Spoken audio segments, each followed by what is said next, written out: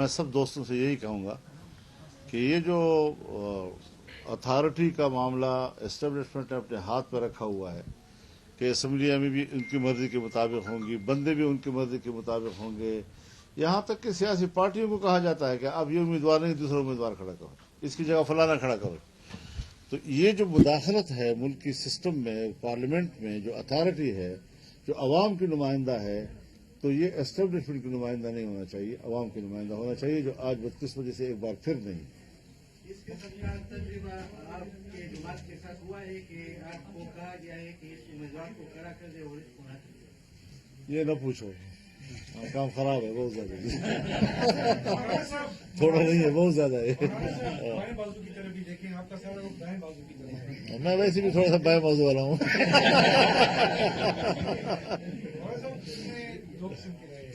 एक राय तो ये है कि शायद आप इस मरतबा, हालांकि आप एक बड़े सुलझे हुए मंजे हुए सियासतदान के तौर पर, मैं भी सुलझा हुआ मंजा हुआ।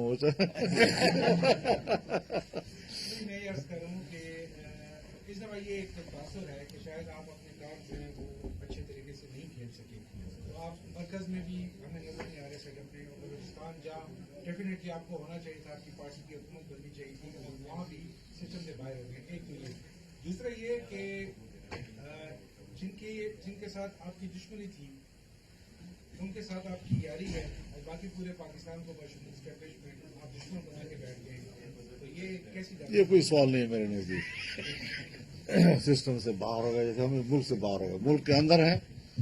और मैं इंशाअल्लाह आने वाले दिनों में ये बताऊंगा कि जो सिस्टम के अंदर है वो रोएंगे, और जो सिस्टम से बाहर है वो जमकर बात करेंगे और जुर्रत से बात करेंगे इंशाअल्लाह। घरों में सोए हुए, इलेक्शन से दस्तबरदार शुदा लोग वो कामयाब हो गए। आप खुद जरा अंदाजा लगाएं, ये क्या इलेक्शन थे जी। तो इस तरीके से नहीं होगा इंशाअल्लाह। ये जो आप समझते हैं कि ये तो इन हो गए और हम बाहर रह गए हैं, ये इन होकर भी रोएंगे। मुल्क नहीं चलेगा इनसे, ये सिस्टम चलने वाला नहीं है, ये कोलैप्स कर जाएगा।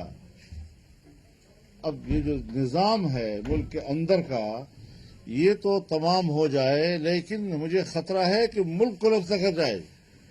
तो हमने तो हमेशा इस मुल्क की बका और सलामती और उसके इस्तेहकाम की जंग लड़ी है, और उसका सिला जिस तरह फिर एस्टेब्लिशमेंट ने हमें दिया है, इस तमाम तक धांधली की जिम्मेदार वही कुव्वत है।